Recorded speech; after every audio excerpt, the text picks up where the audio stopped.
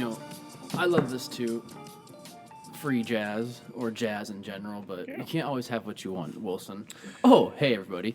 Welcome to the Key in the Lake podcast. We're recording here on Friday, April 5th. We are just days away from Cubs opening day at the home of Wrigley Field. I thought it was today. My mind's all messed up. Cubby Blue, My mind fly is them scattered, W's. But yeah, we're all good with that. Welcome to another episode. Today we just have Wilson and myself. Just us, guys. I think I've never actually introduced myself on this podcast.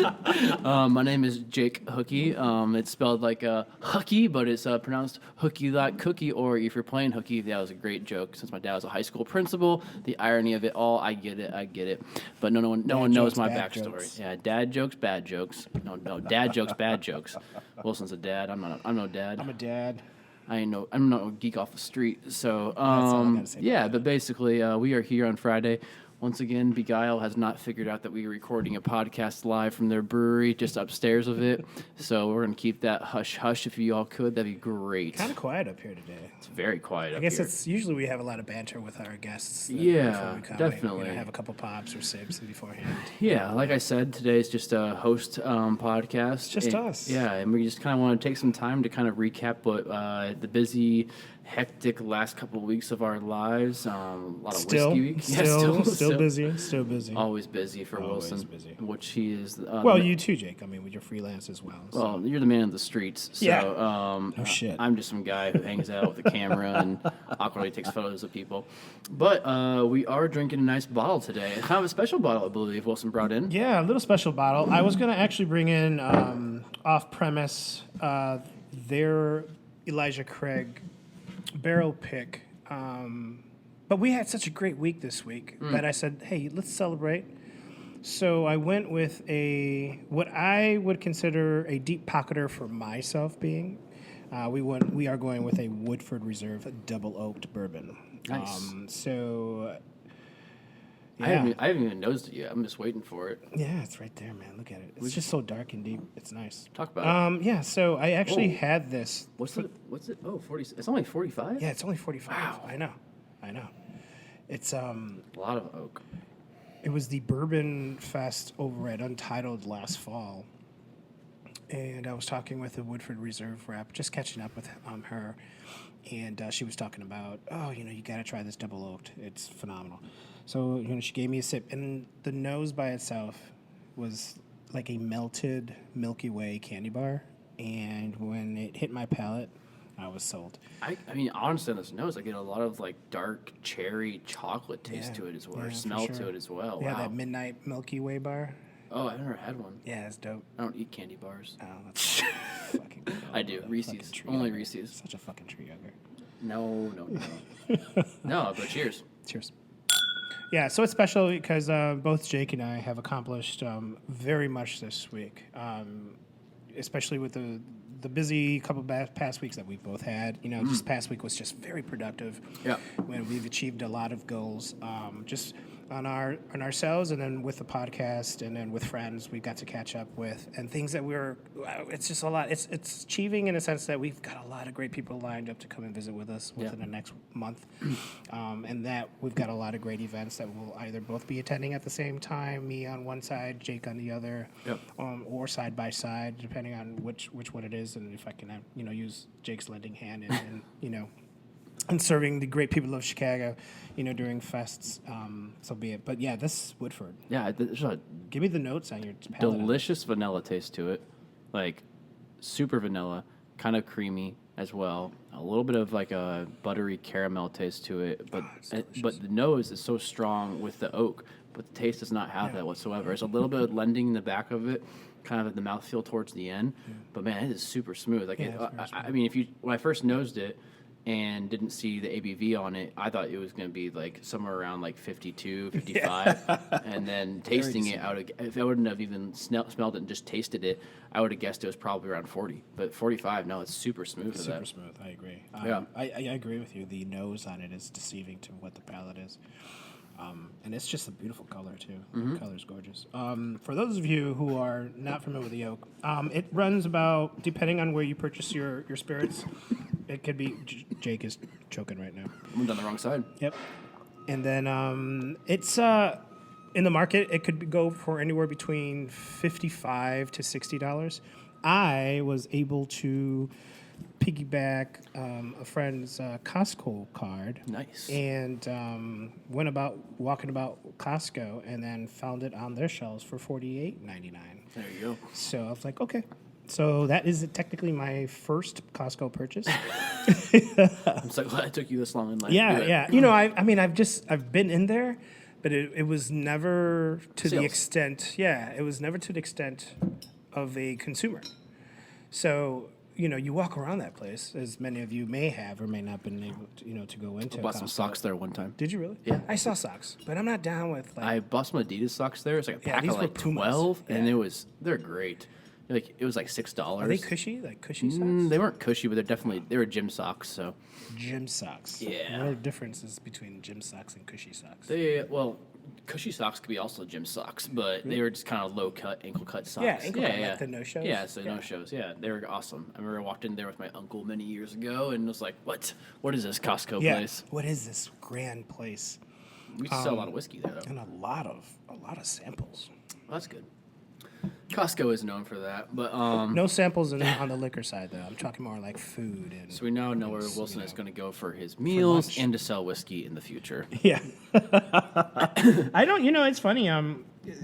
We both work for Cobalt back in the day, as you guys all may know, may not know, and Costco did very high volume with Cobalt. So it's amazing. I not necessarily with just that on their shelf, but just in the whole Costco thing. It's like, man, how do they make money? Because their margins have got to be crap, considering how much they offer. But then I was told by a gentleman that works there, he's been there for over 25 years. Okay.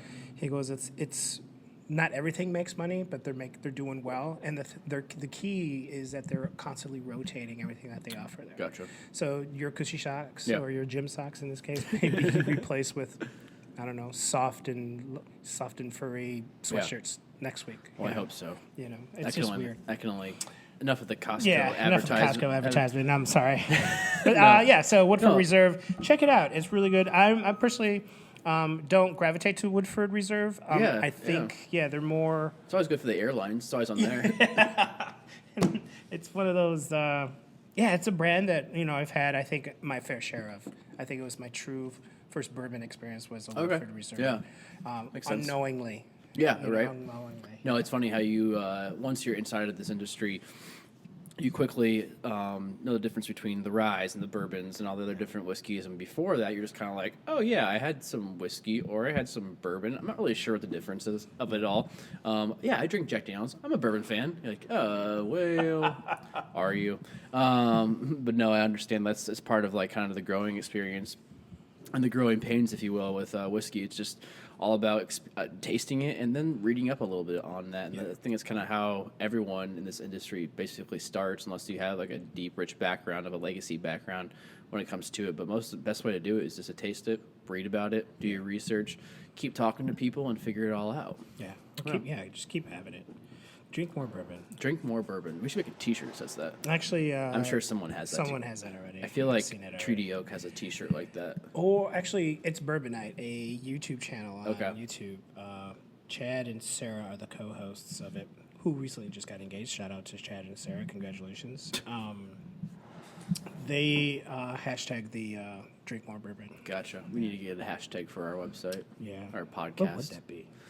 I don't know, like two dope idiots. Two boys and booze. Two boys and booze that hang out in a brewery illegally and record a podcast. Bad and boozy boys. I don't even know what that means. No, but one thing we wanted to get to this week was kind of recapping Whiskey Week in Chicago, which actually took place as you're listening of the week of Monday, which is the 7th or 8th, the 8th. Yeah. It was it ended about a week ago before that, but we were kind of all over the place. We hinted on it a little bit last podcast with Jared, but kind of just a recap of like what we did, what we experienced, people we talked to, and maybe even the gains that we had there personally and also through our businesses as well. Yeah, absolutely. I mean, it's an awesome experience. If you can experience any bourbon or any whiskey weeks in any city in America, please do it. Even festivals and things like that. This is kind of like a 5-day week festival, if you will. on a 5 day of a whole entire week festival about just committed to bourbon, committed to whiskey, committed to rye, committed to scotches, everything you can possibly think of. And community. And community, which is a big part of it because you see reps for 4 or 5 days talking with each other, interacting with each other, basically doing business together, if you will, with customers, consumers, press, everything like that in between. Yeah. Because you're basically going from one event to the next, seeing each other and hanging out. So it really does paint a picture of what this whole entire world is for maybe people looking on the inside, on the outside looking in, where you might think, well, are you really going to talk to competitors or other competing brands and brand managers and buyers and things like that? It's like, absolutely. We have to. That's the way we're always together. It's kind of like if you were playing, in a professional sports league and you played a team, 4 or 5 times a year, you're going to have conversations with them because you're always going to see them. You're going to interact with them. For us, it's about we're always at the same events. We're at similar tastings. We're going to the same bars. We're going to the same retail shops to sell. And we're trying to put, I shouldn't say we, because I don't sell whiskey at the moment, but we want our bottles on the shelves, obviously. But we also know that there's a common space for everybody to be on that shelf together. And it's not just about one brand. When it comes to craft in particularly, it's a lot about community, because what we've always been taught, I think, when we've come up in this craft whiskey scene is that if one company succeeds, we all can succeed from that because craft is selling. Yes. What do you think? I agree. It's a community, but it's also a support group. That's a great way of putting it. I think we touched a little bit on it when Matt was with us the first time around, and this week just allows you, to get your line of spirits in front of thousands, literally thousands. Certain events are ticketed, so maybe some of those are very intimate, so you'll get it in front of a nice group of maybe up to 20, 25, and then you've got the hundreds, and then you've got a total overall thousands upon thousands. Now, what's really great about that is, as I just said, is that we support one another. Yeah. And it just makes me happy. It just reinvigorates me as, a brand ambassador for a distillery that's, way, just a little bit south of us. Sometimes you feel lonely in the market, and it's when these events happen that you just get invigorated because they're like, you know what, you're not the only one, you're not alone.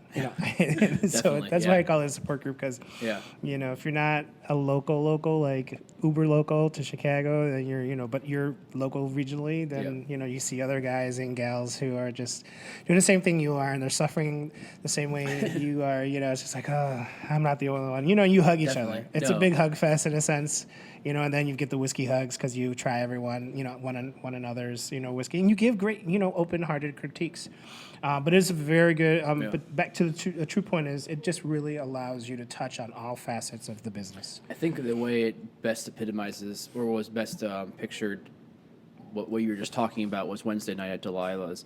After a few different events going on throughout that day, we were upstairs at Delilah's for a tasting of the Four Kings release. Oh, yeah, Four Kings release. That was delicious. As we've gone over before, it's Journeyman, Few, Corsair, and Mississippi River.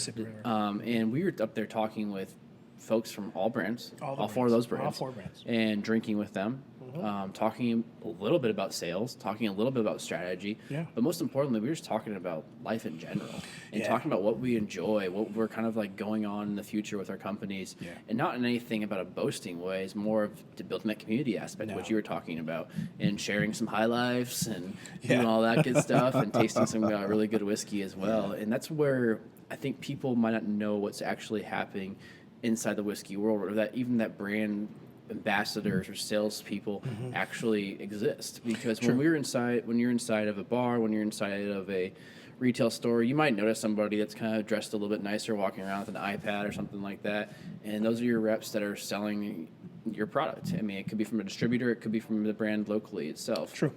Very true. But at the end of the day, we all come together. We hang out in one of the best bars in the entire city when it comes to whiskey, and we talk. And we talk about whiskey, obviously, we just kind of talk about life in general for the most part. And it's like, hey, when you're in Iowa, come by, because I drive through Iowa a lot. So everybody from the Mississippi River is like, when you drive through LeClaire, over the bridge, over the river, come by and say hi. Stop by. And like have friends. And the next day when you see them in another event, you go up and say hi and return to your conversation. Yeah. And I don't think a lot of corporate America, I don't think a lot of industries are built that way. No, I agree with you. It's almost like a naturally built-in perk, if you will. 100%. Yeah, Because it's nice. I know, I did event planning for a while, and I was a contractor working for a very large corporation. And sometimes that corporation would be like, would tell their employees not to interact with us contractors.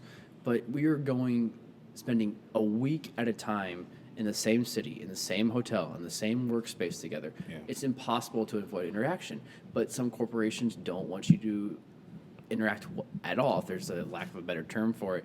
Where here, it's all like, no, talk to the people you're involved with. You're going to stand next to them at an event, you're obviously going to talk to them. And why not talk to them? Because what we've gone back to a lot, I think, about brand representation is that when you walk into a retail, when you walk into a bar, that place is buying the individual as much as they're buying the brand. And we're just people behind that brand. We're not just like a superhero wearing like a cape and a uniform for it. We are just the people that At least sell mine that. doesn't show. Yours I does not tuck show. mine Yours is pretty all good. underneath you, like Mine's Superman, already- and you can bust it out anytime you want to. I don't Yeah. even need it. You have a horse head in your Telephone backpack booth, all the dude. time. Don't you worry about it. Just like It pops out as soon as it needs to. just like the Godfather in the bed with the horse head. That was a real horse head, by the way. It was really. It looks real. Was it? It Real? was real, and the actor did not know it was real. Shut up. So when he opened the sheets and saw that was a visceral scream. Yeah, No way. yeah. You're dropping knowledge for the Get week. the fuck out! Are you Yeah. serious? Dead serious. Dead horse head serious. Or serious?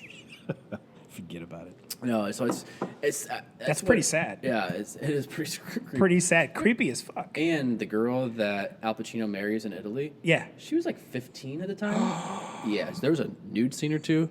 No. Yeah, she was like a 15-year-old actress. Godfather was a perv. The Godfather was a perv. Hoo-ah! Whoops, wrong movie. No, but true stories about both of those, though. about Wow, The Godfather. really? Still one of my favorite movies.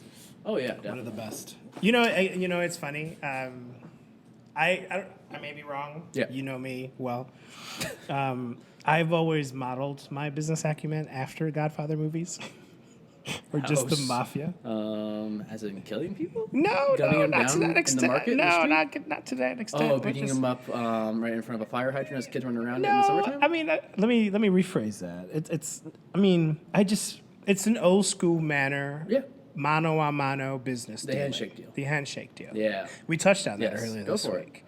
Yeah, it's just these days. I'm a very old school dude. I do everything old school. I write everything down. I keep logs. I keep everything is handwritten. I got pens, all that. You know how to write. Yep. So He has great penmanship. Thank you. I am not one that completely trusts. I am one that does not completely trust technology. So my phone is literally a phone. I'll answer quick texts or emails if need be, but I wait until I properly have a place to sit and everything. Open it all up and start answering and typing away if necessary. But I think that sets me apart from many brand representatives. With all due respect to them all, Especially Matt Brown. especially the sales kid. Sales boy. Oh, sorry, boy. That I pound pavement. Yep. I go and I'll send an email after the fact. I'm not sending an email to get an introduction. I'm gonna go to you, and if you're not the person, point who is, and I'll go to that person. Yeah. It's just the old blue collar, old school Chicago way, and I'm not saying that that's not adopted anywhere else or by anyone else. I firmly believe that when you tell me you're going to do something, I'm Yeah. going to hold you to that. Yeah. You say you're going to buy something and you didn't buy enough, I'm Yeah. going to hold you to that. Or if you say you're going to buy, you never buy, guess what? So when Sonny said, it's hard, man, I'm going to kick your ass if you touch my sister again, he falls through. He gets killed, but hey. Yeah. Oh, spoiler alert. It's spoiler alert. There you go. But 50 seriously, years later. It's just one of those things. Like, I truly believe that someone's word is still bond. Yeah. Someone's someone's handshake is stronger than oak, and you as a person are as good as gold until you prove me differently by tarnishing. And how many guys, retail, bar owners, bar managers, buyers do you see still kind of following that old school method? Not many. Not many. Do you lend yourself to working with those people more? Absolutely. Okay. Absolutely. And I think because it's a different way, it's a different generation.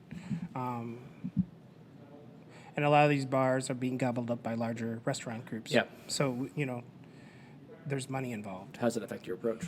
Now you're not just pitching one, you're pitching five. Yeah. You find yourself pitching off 5 beverage directors or bar managers instead of the one. Just recently, I just pitched an independent, owner, and he left it on his new bar manager / beverage director, and all he wanted to do, all he needed from me was a face to go with a name and a firm handshake. Okay. That was his, and he's old school. He's been in Chicago for over 30, 40 years now, and this is his last thing that he's opened up recently in Fulton Market. So I appreciated that. I think that account means more than anything. Yeah. Not than everything else that I've been able to accomplish this last year, but it means a lot that it's like there's still that method that's accepted and adapted to. Me, I just have to adapt with change, and it's not easy. No, because sometimes you find yourself, you go back to the same place 4 or 5 times. Oh, he's not here or she's not here, or, they're in a meeting. I was like, well, I'll wait. Okay, great. But if they do, it's like they'll come over and say, hey, how you doing? I mean, I get it. I know we're positioned there, and, you don't want to take up too much more time. Yeah. But I just want to let them know, hey, I came to you first face-to-face. Mm-hmm. I'm going to follow up with an email, and I tell them that to their face. Hey, I'm sorry we can't meet today. I'm going to shoot you an email, and then I'll call you next Wednesday. And? Either they call me or I get a text from them or I'll see them next Wednesday. Yeah. I mean, it's not a scare tactic. No. It's just letting them know.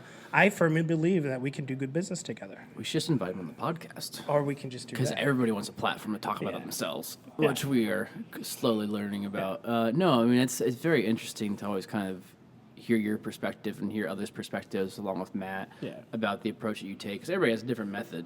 Absolutely. And that's what Whiskey Week, I learned a lot. Actually, I even reflected on my own way. Yeah. And who I am. How am I presenting myself? How am I, So when we go through weeks like this and other weeks are kind of like it too throughout the year, we usually have about 1 week a quarter, I would probably say, that it's similar to it, if a way, or at least a big festival that's built around whiskey in general, where you're seeing a lot of the same people in back-to-back days.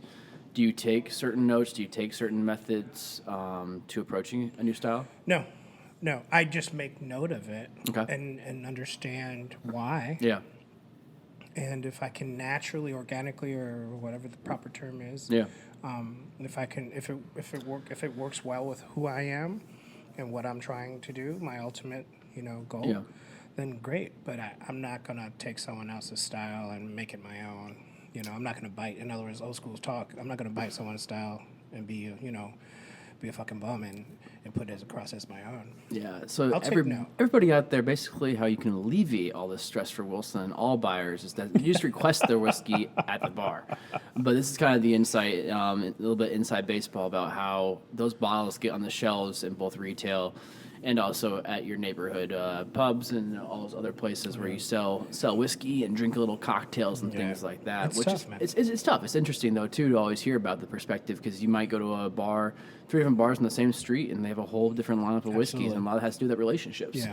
And not to say that like the big guys aren't friends with the little guy sales people because they aren't. I mean, I talked with multiple people from multiple distilleries from Scotland who are over here have starting brands not starting brands, but starting more of their network into Chicago with their brand, and also from local brands, craft brands from all the United States, which is also fun to talk to because that's a lot of fun to talk to. Because I would say the majority of people that work for craft distilleries really have a deep passion. Not saying that the big guys don't, because I know plenty of people There's a lot that of do. great people out there that represent the larger brands. Yeah, absolutely. I mean, like some of the most knowledgeable people that you talk to is you go to the old school Scotch like the distilleries. promised land. Yeah, right. You want to get to that level. Yeah, and exactly. That's kind of what I think we're reaching here in America about most people that we saw this week have that passion, have that vigor and have that knowledge about whiskey, not just American craft, but kind of an overall palette of the entire industry.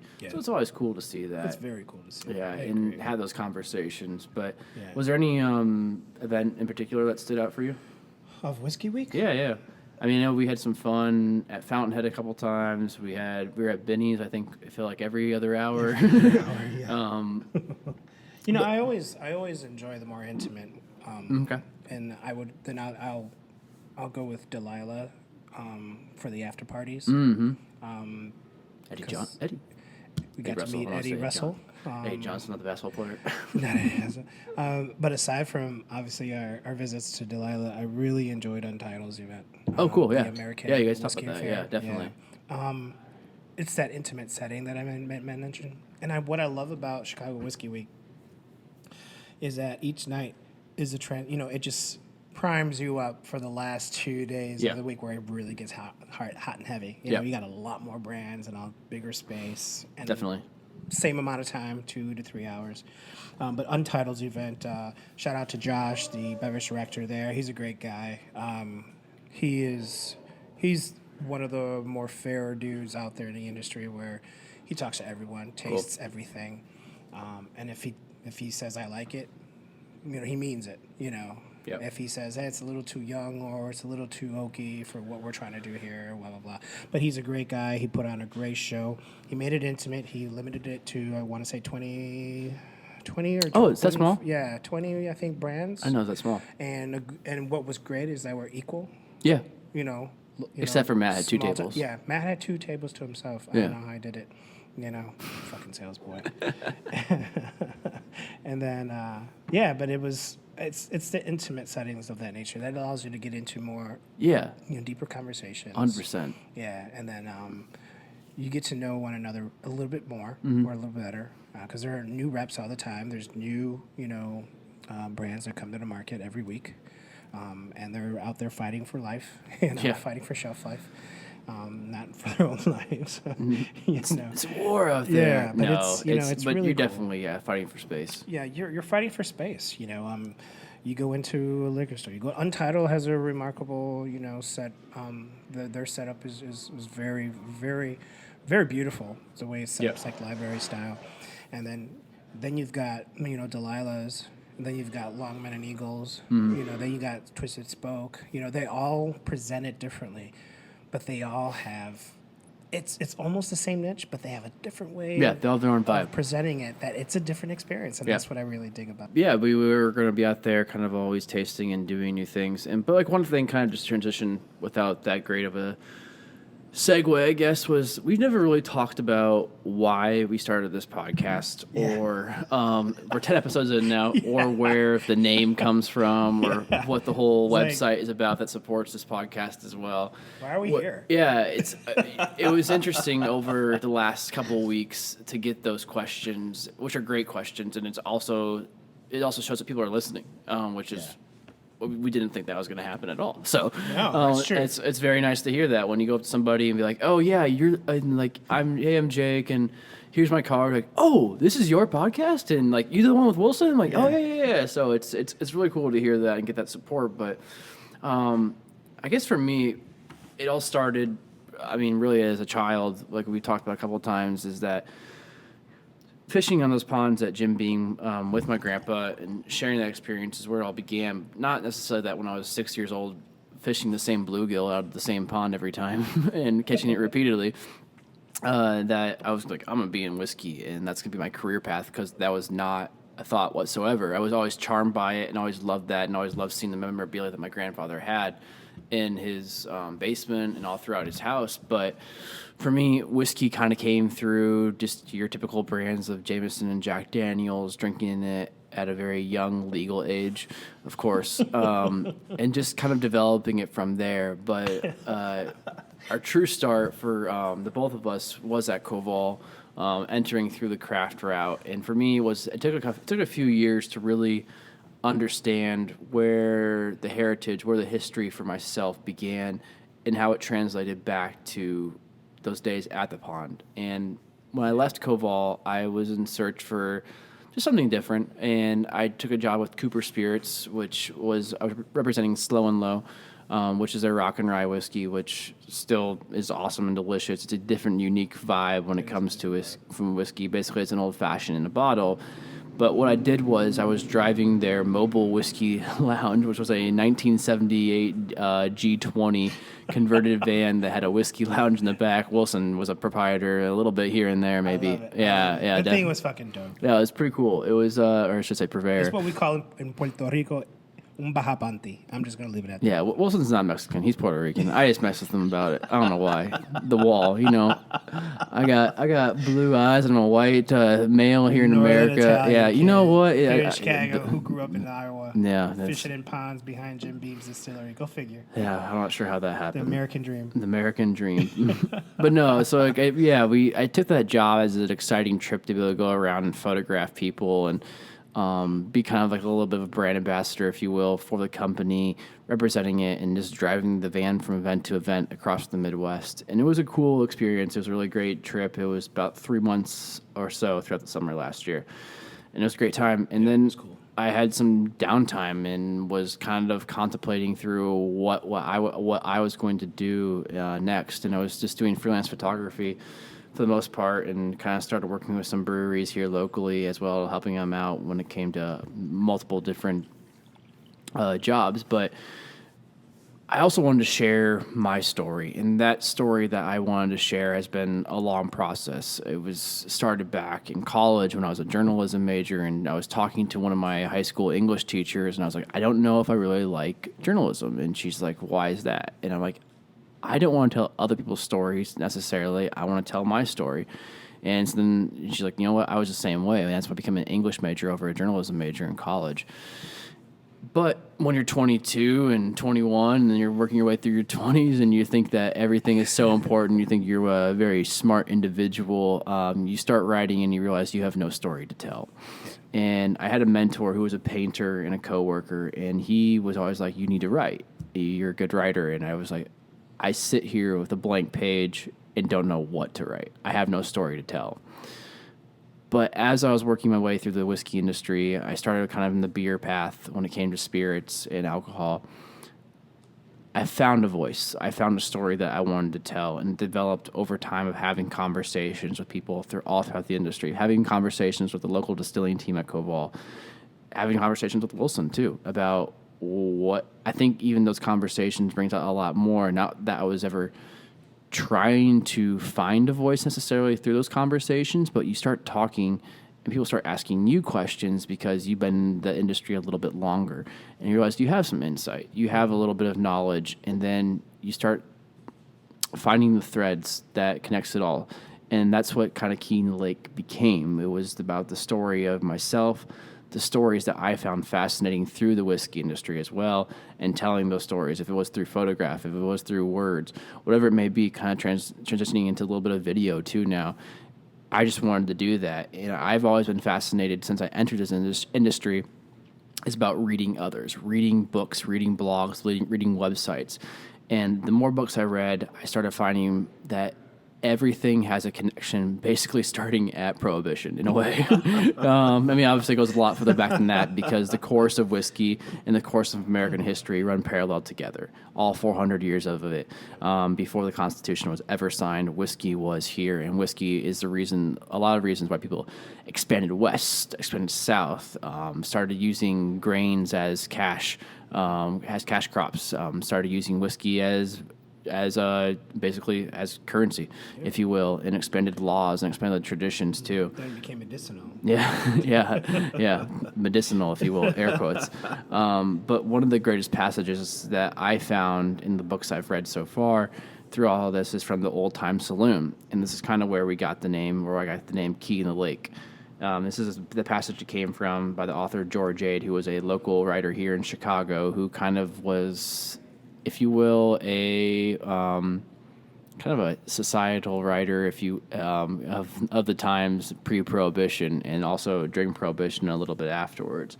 But one of his passages was, One of the most familiar statements in playful circulation was to the effect that when a drink parlor was open anywhere in the Loop, Chicago Loop, the proprietor went over and threw the key into the lake.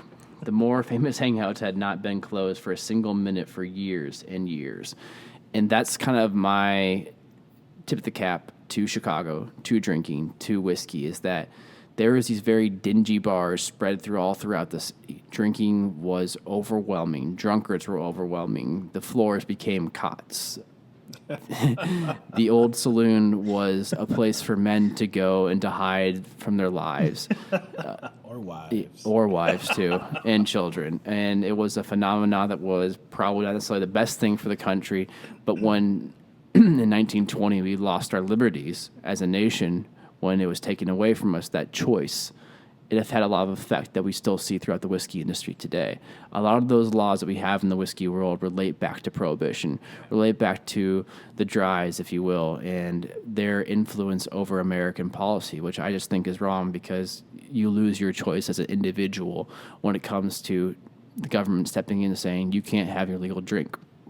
And the outcome of that was the mafia. The outcome of that was organized crime and racketeering, and a lot of whiskey being spread throughout the United States too, and a lot of good whiskey being destroyed from that. And what I wanted to do with this website, and then what turned into a podcast one day after I just text Wilson like, "Hey, I have a microphone. We're gonna record a podcast next Friday," and we did, and we've been doing it since for a couple months here. Was that I wanted to honor the tradition of this industry, honor the people that came before it, but also with a very keen eye on what's to come, the people that are affecting the industry currently. Yeah. And I think Wilson is kind of on the same page with me of that. Actually, I know he is, but I don't know. I mean, I also wanted to hear Wilson's thoughts because we've never really talked about what this podcast means to him. I mean, I'm the only writer, the only photographer. It's in a way a personal website. I hate calling it a blog because I actually try to cover it through news. Yeah, you just try to do other things. But aside from what a truly a blog really does. I mean, for me, and I've shared this with you, when you said, "Hey, we're going to do a podcast," I'm like, "All right," and that was just me being a friend. Yeah. I'm like, yeah, you know what? My friend has a vision. My friend has, he asked me to do something for him or alongside with him, and we've got a really great relationship. My friendship is really strong. One of the strongest between that I have. I have my group of dudes that I've had friends since, back in the day, and Jake fits right into that. So, I mean, you got your kids, you got your kids back. So that's basically how I fell into it. But, more and more as we do these, I really start reflecting, and I'm big on reflection. I go to church on Wednesdays at noon, not a full mass, sorry. But I go, I pay my respects. I'm just respects in a sense where I appreciate every single day, every single moment. And I start reflecting on it. It's like, we've had some amazing conversations. Mm-hmm.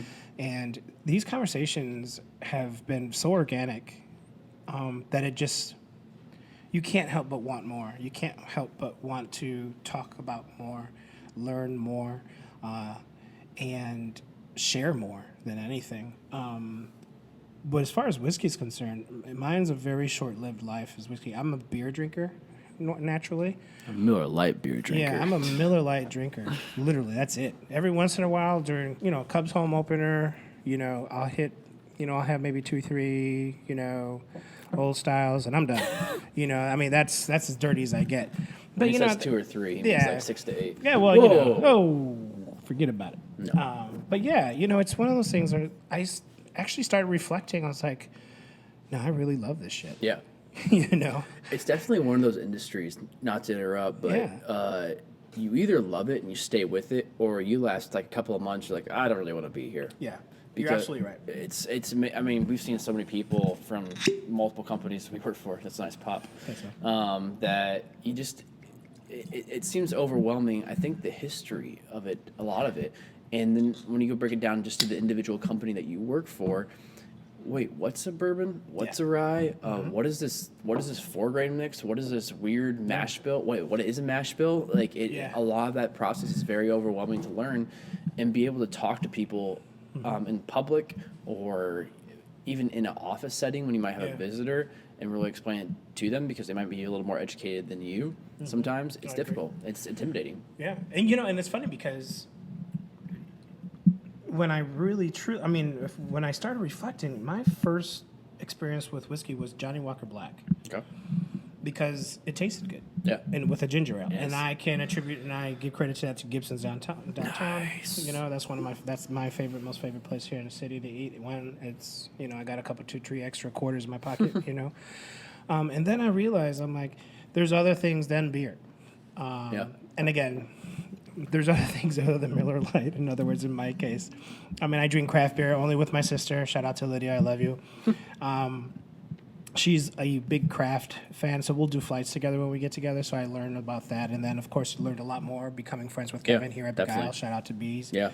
You know, Still don't know we do a podcast. Still don't know that we're upstairs, and he's literally maybe 120 feet I away think he from us. left. He's doing payroll, I think. Yeah, so let's just payroll's leave that alone. it's a big day. Yeah, it's a big day. But yeah, then I started. At the time, I was in tech, so I was like, I'm tired of what I'm not tired of what I'm doing. I'm just not having any fun. Yeah. And I'm babysitting a lot of, you know, fresh college kids and all they're coming into, you know, the tech world and or just their first, you know, gigs out of college. So I literally took a sabbatical.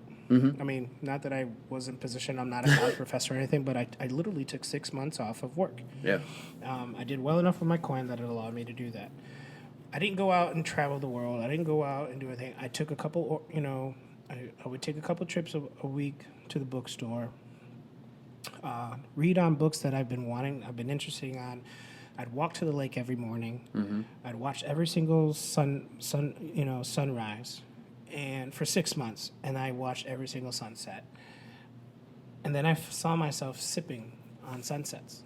I was either drinking a beer, and then, or a tea or something like an iced tea or something, and then I'm like, I need to change. There's something else that's missing. What is missing? And then I was talking to my sister. I was like, I don't know what direction I need to go. I don't know. I feel lost.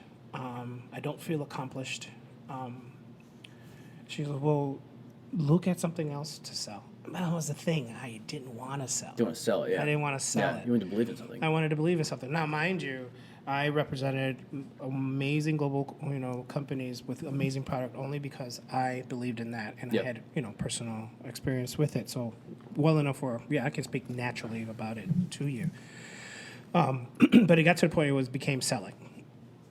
And I did not enjoy that. So that's what the 6 months sabbatical did for me. I was able to really hone in on what I wanted to do, and I found myself, you know what, I want to get into spirits. Yep. I don't know how this happened. I went into the, you know, the want ads because I'm sorry, I know it's called something else now, but that's what it is to me. It's called Craigslist. And, you know, I found the opportunity at Koval, applied for it, and was able to land that. Start working hard at it. It was really something I was like, this is how you pay your bones. You know what I'm saying? And then especially then. That was because that was right where this boom started. Yeah. Coming. It was already in process. Oh yeah. But it was a little bit more in the infancy stages, maybe kind of as far as, if I may. I don't know. I may be wrong. No, you're 100% right. It was. I mean, I really think when you came on that summer was when you would see all these lists of craft bourbons, craft ryes, or like best bourbons outside of Kentucky. Was definitely, a lot of those were starting to be published. So you're 100% right in that. Yeah. Yeah. So and then I started studying. I started drinking more of it. And then I met Jake, of course, in the office, and I just followed his lead. You know, and it was just because he did exactly what I would do normally in my previous line, you know, of industry, where he would go out in the distillery, he would talk to the guys. I'm like, shit, you can do that? I was like, the dude's always fucking back here. I'm like, I'm going to hang out back here. And you know what? That's exactly where you should.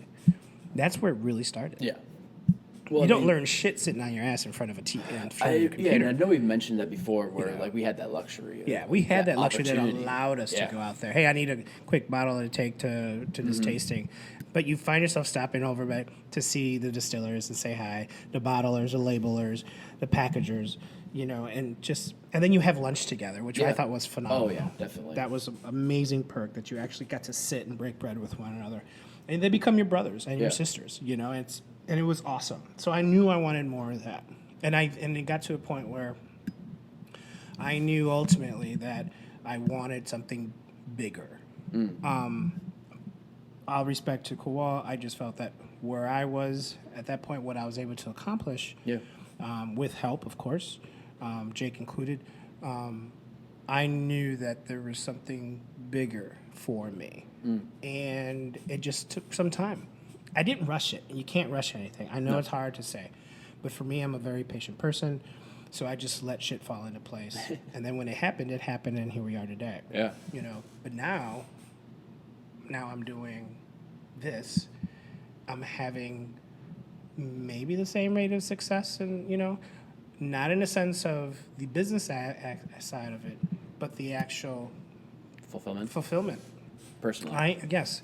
So when at the beginning of this podcast, as I mentioned, we've really reached some heights, Jake and I. We've come to, I get goosebumps thinking about it and talking to you guys about it, because we are on our way.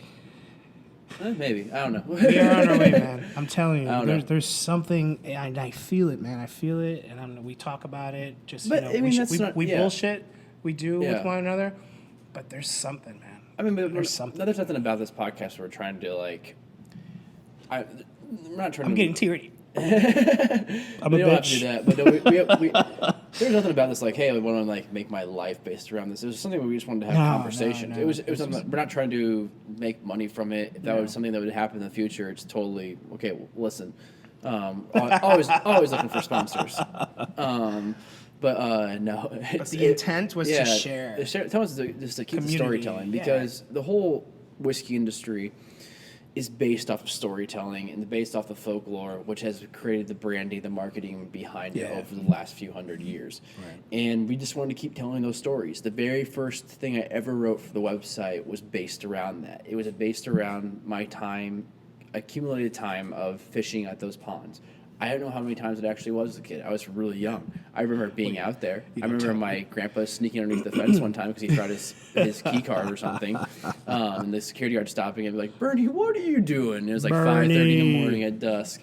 But yeah, it was those lessons learned and those things taught, where it might be many times, many experiences, but you can bring that all into one, because you can't share every detail, every aspect of the story. So when you relate back to these brands, be like, hey, we have a heritage brand, we have a heritage recipe that we want to follow. Yeah, I mean, there's probably a lot of trial and error. There's definitely a lot of trial and error to make those whiskeys taste the way they do today. But you just can't tell about every single day-to-day episode. Yeah. So you break it down into one story. You combine it into one story. Yeah, and that's tough. It is tough. That's even maybe more tough than telling you just the boring day-to-day. Is to actually to create a revealing story, but also a passionate story about where your brand comes from, where your family comes from, and that's what we wanted to do. I mean, that's what this podcast is all about, is sharing our stories. And, obviously today it's just us two. Yeah. But most of the time we have somebody else here talking about that, talking about maybe the day-to-day impact of the industry, but also talking about how their brand, how their family thrives, or not thrives, but that lives off of what they do, is selling whiskey and telling their story and living through their passions. And that's what the owners of your company seem to do. Absolutely. And, absolutely. Hopefully it's a very proud family. It's a Hispanic family. I mean, first generation Mexican Americans. There you go. And there are 4 siblings who they were all in different career paths. Mm-hmm. And then 10 years ago, because it took them a couple years to get their plan together, of course, but before they actually established the distillery, they were all on different career paths. Yep. The master distiller was one of the head brewers for Boulevard Brewing Company out of KC. My direct boss, Damien, he was in the food industry. Like, I want to say, I may be wrong, but I think he was for Tyson Foods or U.S. Foods or something, but in the KC metro area. Their third brother, Eric, was a Cook County prosecutor. I mean, he's a lawyer here, but then since then he has, left law, and now he's general counsel / general manager for the distillery. And then they have their sister Mary. Mary's, she handles pretty much everything. She's the event space coordinator, the event space director, so on and so forth. I mean, so it's a family of 4 that they missed one another. Yeah. And they wanted to do something all American. Yeah. So they just say, hey, let's make whiskey. No, and that's definitely a bonding experience. It's a bonding experience. Yeah, unlike any other, to make whiskey. And Yeah. the day-to-day details that go into producing a spirit that's Yeah. good, it's incredible.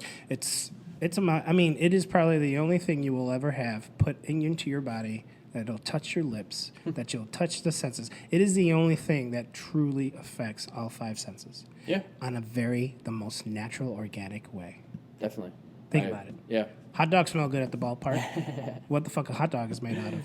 Who knows? Yeah, exactly. Well, Everything from the hopefully Buddha to the experience it next Tuda. week. You know, it's just like, it's a bunch of everything grounded up together. Who's to say? Okay. You know, but I'm just saying, you know, it's the most natural thing, you know. I mean, that when you can hear really enjoy. when you hear like these sayings for companies like grain to bottle, grain to this, whatever, Yeah. it's true. I mean, like Farm to flask. yeah, yeah, That's there my you go. personal favorite. I like that one.